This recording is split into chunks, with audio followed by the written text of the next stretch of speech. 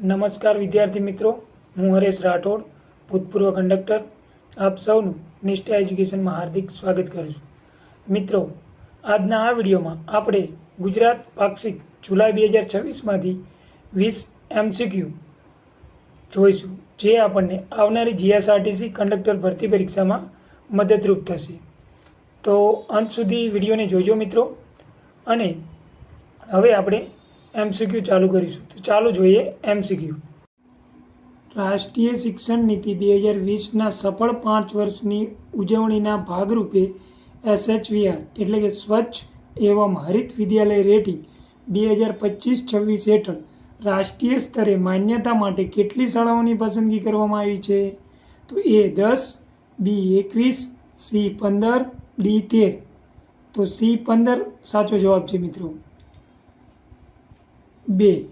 રાજ્ય સરકાર દ્વારા ખાલી જગ્યા પરિવારના બાળકોને અવિરત શિક્ષણ મળી રહે તે માટે સ્કૂલ ઓન વ્હીલ્સ રણશાળા પહેલ શરૂ કરવામાં આવી છે. A Meghwal, B Maldhari, C Jat, D અગરિયા. તો મિત્રો સાચો જવાબ છે D અગરિયા. જે રણ વિસ્તારમાં મીઠું પકવતા પરિવારો છે, જે અંતરિયાળ વિસ્તારમાં રહે છે અને જે લોકોને શિક્ષણની સુવિધા મળતી નથી, તેના માટે ગુજરાત સરકારે school on wheel project launch કર્યો છે. એટલે કે અગરિયા પરિવારના બાળકોને શિક્ષણ મળી રહે તે માટે સ્કૂલ ઓન વ્હીકલ પહેલ શરૂ કરવામાં આવી છે. 3. 12મો વિશ્વ યોગ દિવસની આ વર્ષની થીમ કઈ હતી? A yoga for healthy ages, yoga for holistic health, C yoga for young mind, D yoga for unity and peace. તો મિત્રો 12મા વિશ્વ યોગ દિવસની આ વર્ષની થીમ હતી A yoga for healthy aging. બરાબર. અને ગુજરાતમાં યોગ દિવસની ઉજવણી ક્યાં થઈ હતી? તો ગાંધીનગર જિલ્લાના માણસા તાલુકામાં રાજ્ય કક્ષાના યોગ દિવસની ઉજવણી થઈ હતી. 4.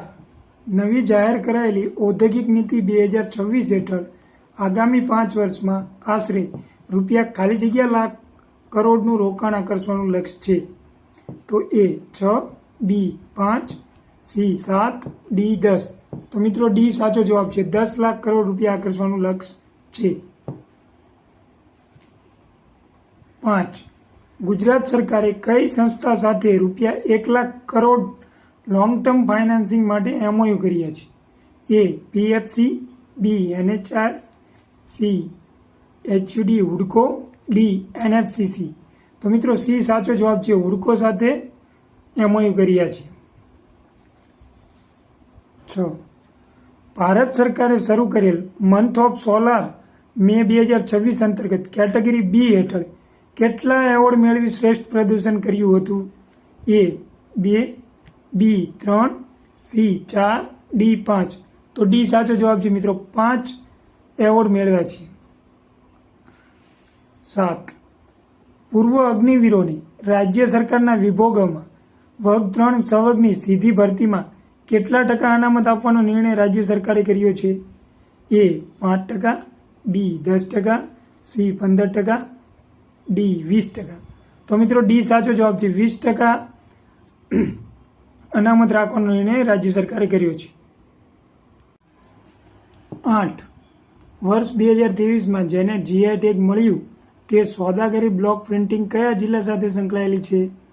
A Ahmedabad, B Modasa, C Garbada, D Modhera. તો મિત્રો સાચો જવાબ છે A અમદાવાદ સાથે સંકળાયેલ છે. 9.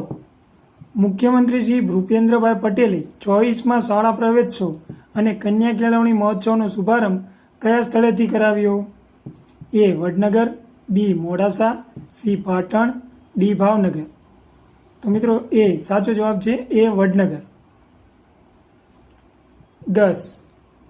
નમો લક્ષ્મી યોજના થકી છેલ્લા 1 વર્ષમાં ધોરણ 9 થી 12માં વિદ્યાર્થીનીઓની સંખ્યામાં કેટલા ટકાનો વધારો થયો છે?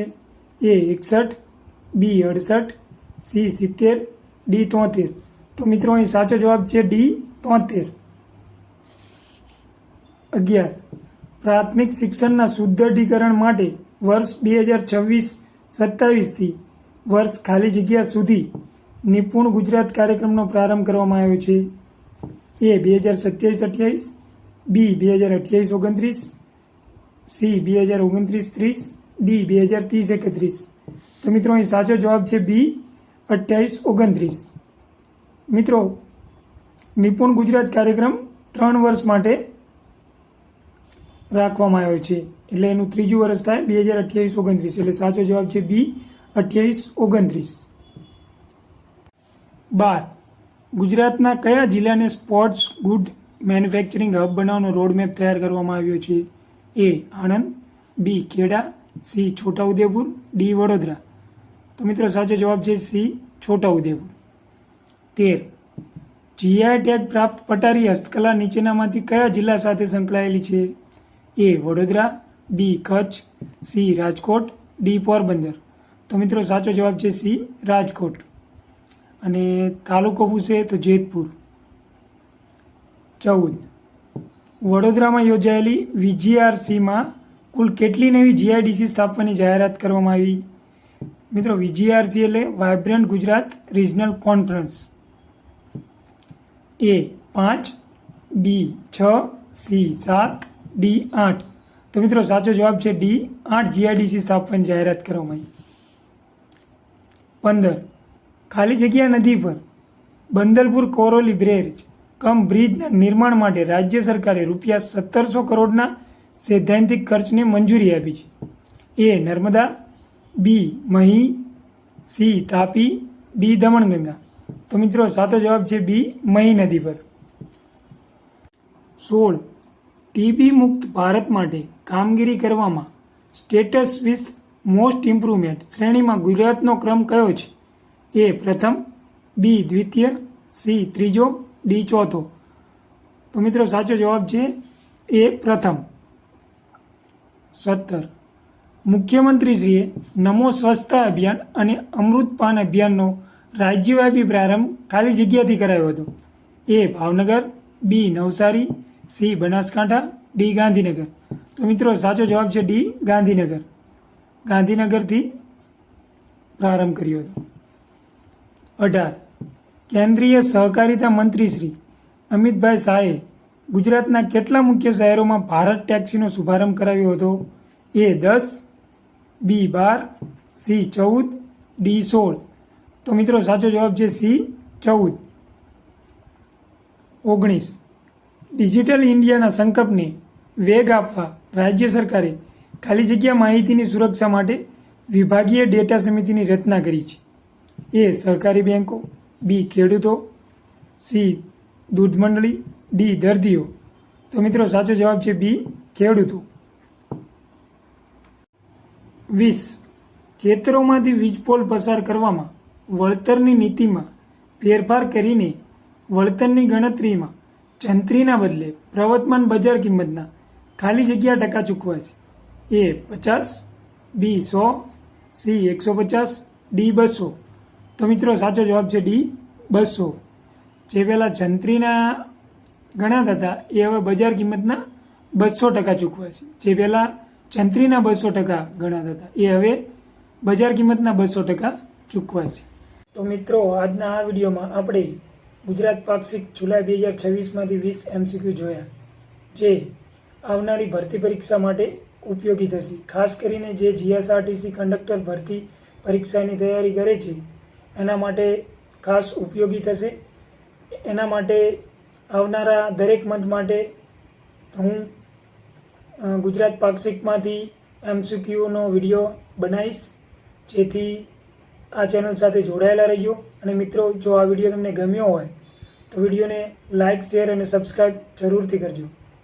જય હિન્દ, જય ભારત.